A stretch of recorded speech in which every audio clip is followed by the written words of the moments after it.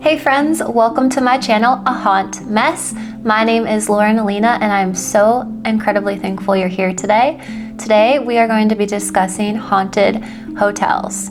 Where are some haunted hotels? Have you heard of the Stanley Hotel? Let's talk about it.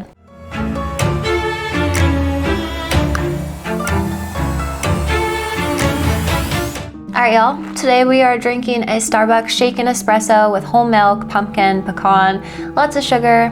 We love a sweet treat. What's your Starbucks order, especially with all the fun fall flavors? You're gonna have to let me know. Alright my friends, so the Stanley Hotel, it's one of the more historical hotels known for its hauntings. I did a little research, so I'm gonna give you a background. I was ignorant. We're not gonna let you be ignorant going into this. So this is what I found out about the Stanley Hotel. It's a gorgeous hotel constructed in 1909 in Estes Park, Colorado. It holds a very dark history. Have you ever heard of the Estes method? The popular way to communicate with the paranormal was created here. So really quick, for those of you who don't know, the Estes method is a way to talk to spirits.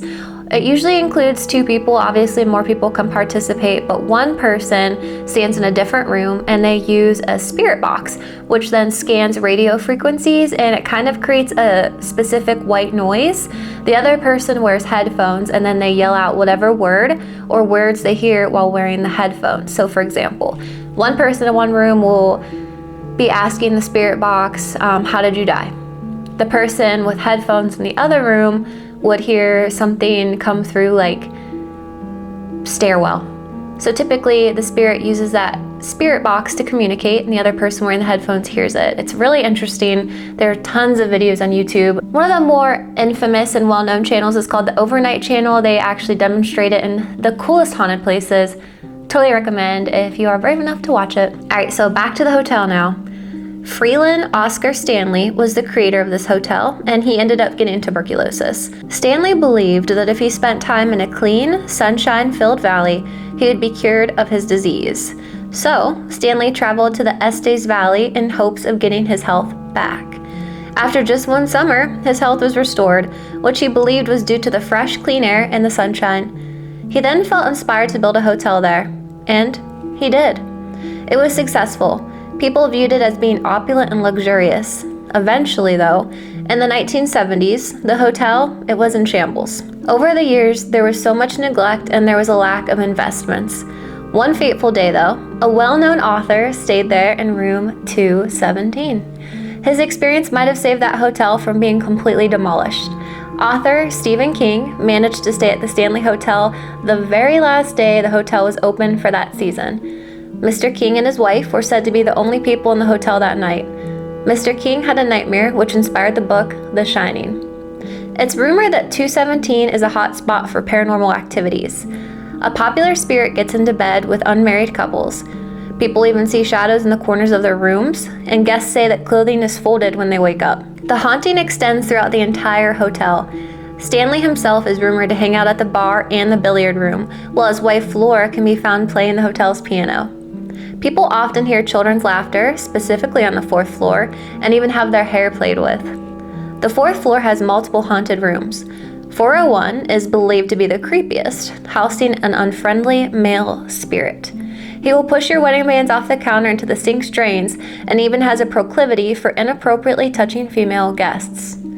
In 407, multiple people have reported that a force tucks them in while they're in bed, and they feel the weight of someone sitting at the foot of their bed. And maybe you've heard of the cowboy spirit. He's seen in room 428. He will stand over guests as they sleep or even hide in your corner, leering at you. So now that you're all caught up, here are some personal stories from people that have seen things in that hotel and other ones as well. The first story says, my husband and I decided to stay at the Stanley Hotel with our 3-year-old daughter. Knowing this hotel was the inspiration behind The Shining, I really wanted to visit. Same girl. We ended up getting a room on the 4th floor, which is right near the back exit, near the outside staircase. My daughter ended up telling me some things she didn't know about at the time, and she learned those things from 2 little girls. Oddly enough, there weren't any kiddos on our floor. And thinking back, my husband and I didn't even see any other kids enter the hotel while we were there. While my husband was gathering more items from our car, my daughter and I were walking around the room. Throughout the stay, I took multiple pictures, and when I got them back, I was absolutely terrified. Here's why. I took a couple of pictures, which somehow ended up in a dark tone, but my camera was on normal settings. The only time our photos had this dark cast to them was when my daughter and I were alone and my husband wasn't in the pictures. The rest of the hotel lighting was normal. It was only in our room. While exploring the grounds of the hotel, we were admiring the gorgeous landscape where they would hold weddings. I was taking pictures of my daughter when it looked like a pair of translucent arms were wrapped around her. In the hallway, a picture caught a hovering side profile of a man's entire head near the ceiling. Nighttime was absolutely awful. I kept having nightmares and often felt as if somebody was weighing me down with the covers, tightening around me, not letting me get up. My husband denies any nightmares or even paranormal nighttime experiences.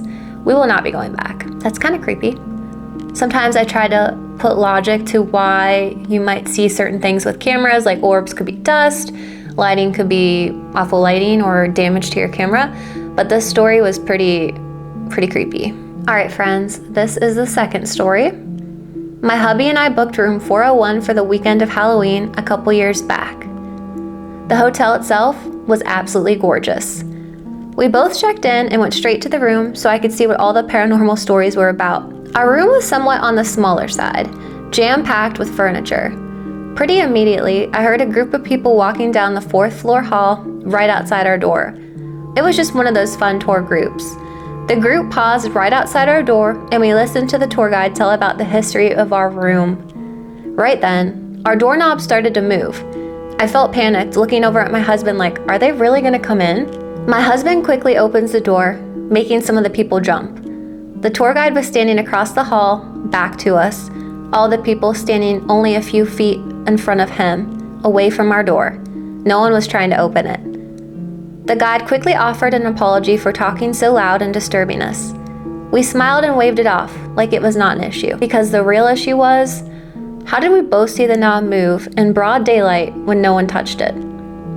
My husband and I decided to go in town for some food, not really discussing what happened in our room. The following evening, we were relaxing and unwinding on our enclosed porch that sits off our room. We decided to close the glass door to the porch and my husband sighed, I can't believe we've been here almost 2 days and nothing has happened. As soon as he finished his sentence, the door swung open, making me flinch. My husband and I exchanged a look and he said, well, that's done. We decided to head into bed for the night and the lights flickered numerous times. My husband is way less of a believer than me, and that definitely changed while staying at the Stanley Hotel. All right, that one was pretty creepy. I feel like actually seeing a manifestation of the doorknob moving is unnerving in itself. So, and lights flickering, it's a wrap, I'm out. All right, my friends, so another hotel we're gonna talk about is the Lemp Mansion. Personally, I never heard of it until I did research for this YouTube video, What's New? So let's talk about it. Another place that's known for its haunts is the Lemp Mansion. The Lemp Mansion, located in St. Louis, Missouri, is not only a historical landmark, but also one of the most haunted places in America. It was once home to the successful Lemp Brewing. The mansion currently is now a restaurant and inn.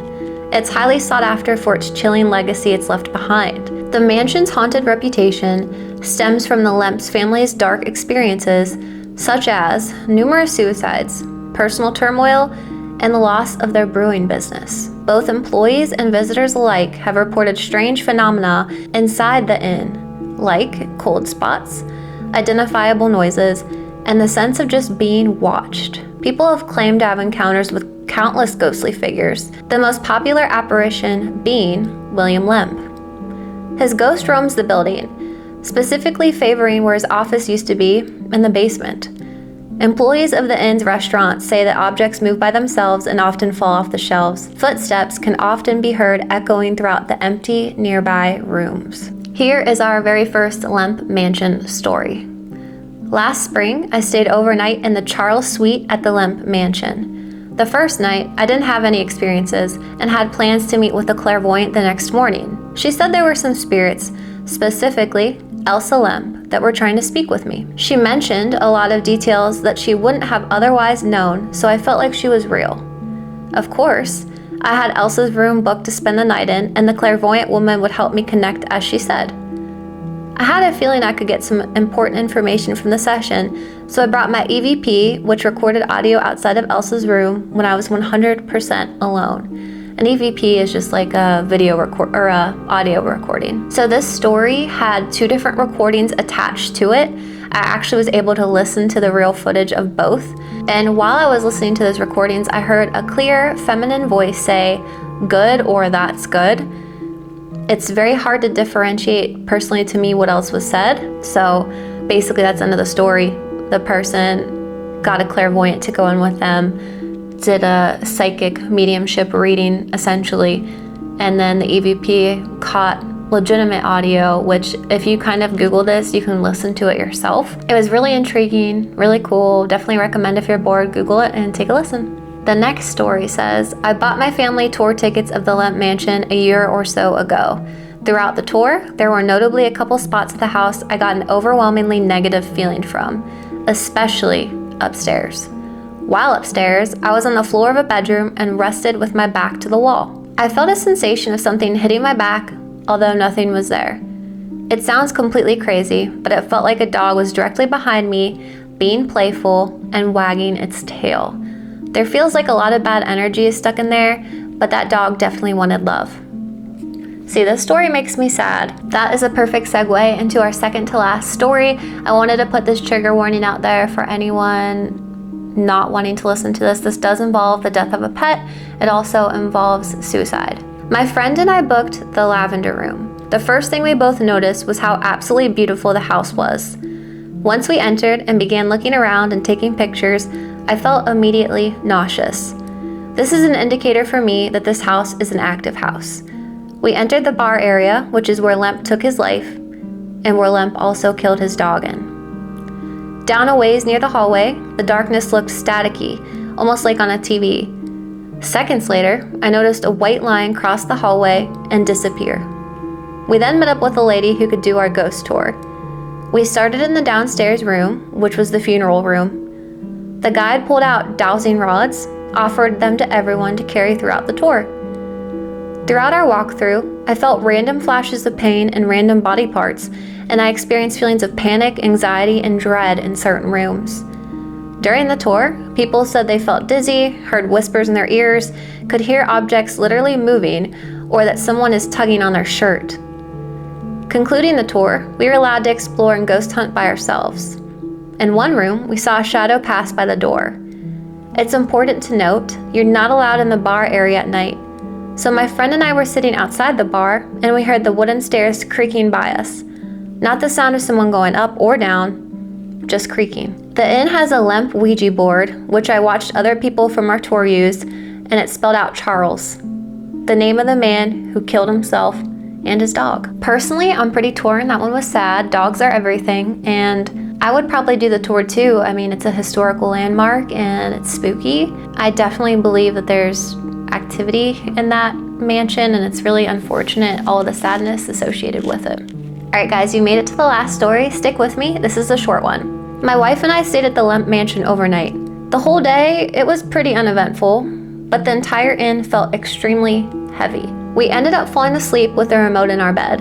The TV volume was extremely low, maybe on a 6 or 8 max. We mostly sleep with the TV on as a comfort measure. Bad, I know. Anyway, we both jolted awake to the TV blaring static with the volume maxed out at like 50. We both frantically searched our bed, but the remote was 10 feet away, on the dresser, right next to the TV. We were both terrified and slept with the lights on the rest of the night. Yeah, guys, the Lemp Mansion, it sounds absolutely terrifying. Definitely want to go. See you guys there. Anyway, if you made it this far, I greatly appreciate you. Hopefully you enjoyed learning about the Stanley Hotel and the Lemp Mansion. Leave a comment, subscribe, send to your spooky friends if you feel compelled to do so. Thank you guys so much for watching. I'll see you later. Bye.